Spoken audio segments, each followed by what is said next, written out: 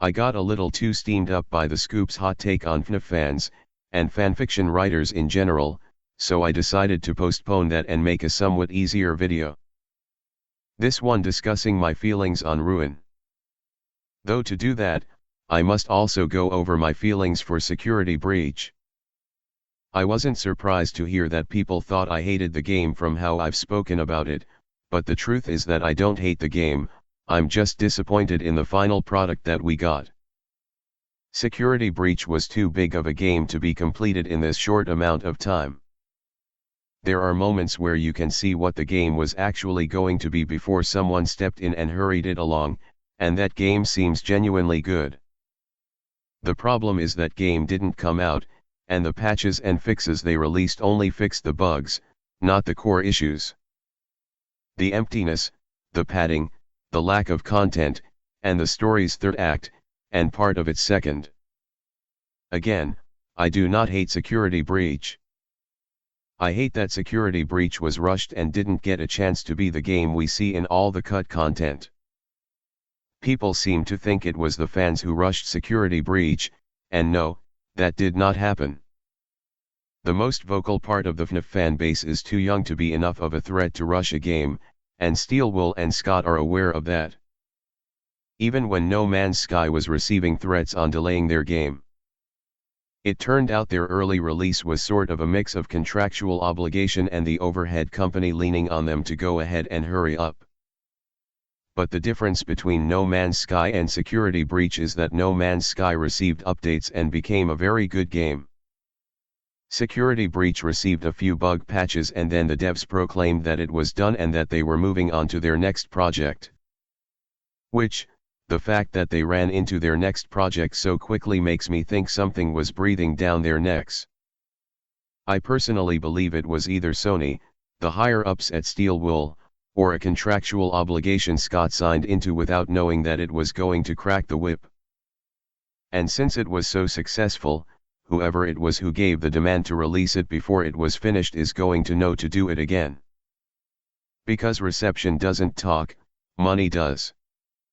I am also, as many people are, not sure how I like how FNAF is trying to appeal to a younger demographic. And I don't mean having Freddy be friendly, I mean censoring the word blood in a game about a serial killer who murders children. I'm not saying the games have to go in the other direction either, but you know something's wrong when even the implication of something you cannot see is cut. That makes me very nervous for the future of FNAF. Because I don't think they're capable of pulling a Kirby, which can get surprisingly uncomfortable even though it's rated fine for all ages. Kirby even had blood in some of its older games. But all of that being said, what do I think about Ruin? Well, going off the teaser alone, I think it might be a step in the right direction. For one thing really. In my opinion, and this is just my opinion, the scariest section in Security Breach is the sewer section with Chica. It's dark, it's closed in, and one wrong step and you get an insta-kill. The sewers are really good and pretty creepy. A ruined pizzaplex that's this dark gives me that feel of the sewer. Especially with this mangled Chica running around. Plus, the fact that it's falling apart might make it more closed in. While exploring the pizzaplex is Security Breach's highlight, the more linear and closed-in sections are where you can set up scares and scenarios. So, this could give them an advantage. We've got some red eyes up here and they're tiny, so likely either the moon or the blob. Both of these characters I could do to see more of. I know I mentioned my fears for Sun and Moon in the video I did on them, but I would like to see them again despite the risk. I mean, I don't expect them to become our Freddy-like companion or anything, but that would be neat. Though so would be seeing the initial plans for the two reiterated in this DLC. The blob is much the same. An interesting design with not enough screen time but a lot of potential. Spaghetti Bear. I don't have much of an opinion on the girl lead yet. Then there comes my worries. The focus on this random character looking for Gregory and the time gap between games makes me, nervous. It makes me think that either android Gregory is going to be a thing, or much worse, Gregory is going to be made evil by having him possessed by William Afton. Having him just become another version of William.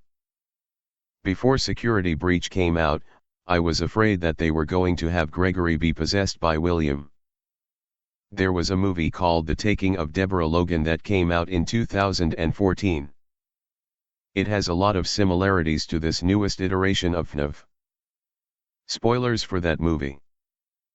Basically, there was a would-be scientist who was studying immortality by killing children. Before he could kill the fifth and final child, he was stopped.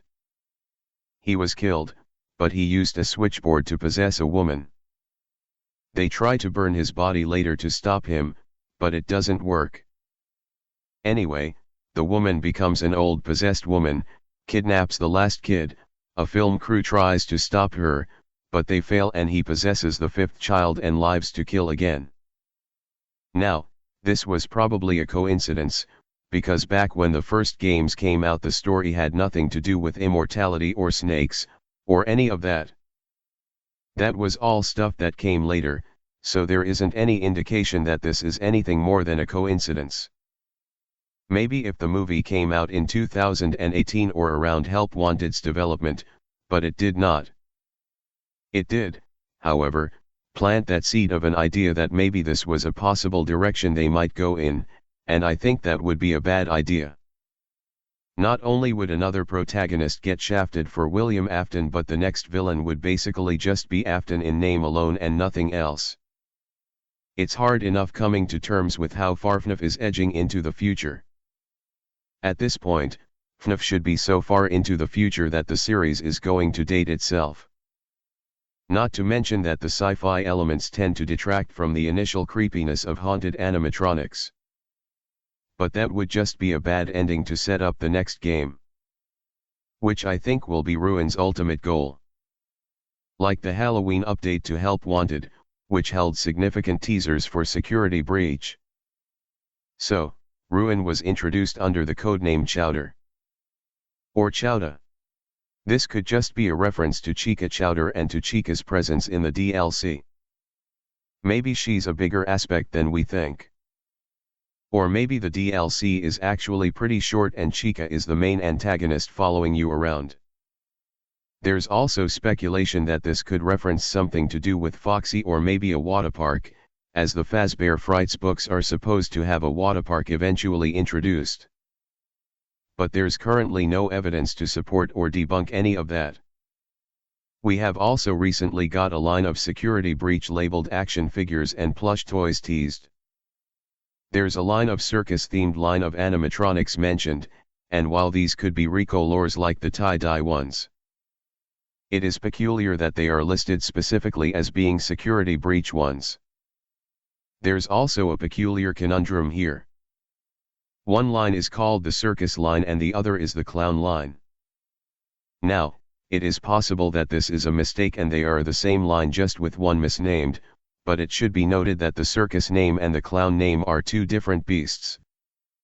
Circus might be a line, ergo Circus Baby. Like Toy Freddy, Glam Rock Freddy, and Funtime Freddy, the Circus in Circus Baby's name could deem her model.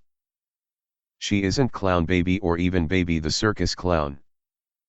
In fact, the only animatronic labeled as Clown is Clown Springtrap, which is a theme and not a line. What I'm getting to is this a line of circus-themed animatronics, or are these circus animatronics, ergo Circus Baby and Ballora? Ones made with a circus theming, yes, but also highly advanced models made to abduct children. There's also Balloon Freddy and Foxy, and you have to wonder if these are literally balloon-colored or styled versions of Freddy and Foxy or Freddy and Foxy versions of Balloon Boy. Just without the boy. And how would they fit into Ruin? If they're in Ruin, my best guess would be that they would be a circus, fairground, or restaurant outside of the ruined Pizzaplex. But they could also be in a section of the Pizzaplex that we haven't seen. Though with the space crunch, I'm not sure how that would work. Honestly, I'm growing more skeptical that they will be a part of Ruin, but it is always possible. We'll probably know as soon as what the merch looks like is leaked. If it's just Rico Lord action figures then it's nothing, but if they're new designs then they might be significantly important. The plot of Ruin seems to be this blonde girl coming to look for Gregory, or finding out about Gregory. The tagline says that repeat customers get in free, or something like that. But with how destroyed it is, decayed enough that the building itself is falling apart, I doubt this girl could have been to the Pizzaplex before. Unless it was when she was really young. Now, we don't know what the time gap is, but this could be a fake out. It could be that she is coming to look for Gregory, but it is not child Gregory she is looking for, but adult Gregory. I speculated once that she could be Vanessa's daughter, but she also could be Gregory's. Though I feel like that would be a pretty hefty time gap. But that could explain what she's looking for. It could even explain what Gregory returned for, if he had to come back to, say, find a way to repair Freddy. Imagine if it's a fake out and we're actually concerned father or night guard Gregory searching for this little girl. All we know for certain is that time has passed since the Pizzaplex shut down, there is a returning guest. Gregory is somehow involved, this little girl is likely the playable character, Chica is there, this is likely either Nightman or Spaghetti Bear, and the whole thing's going down sometime in 2023. Or 2024 if postponed. In which case, if you need to postpone the DLC, do it. Take all the time you need.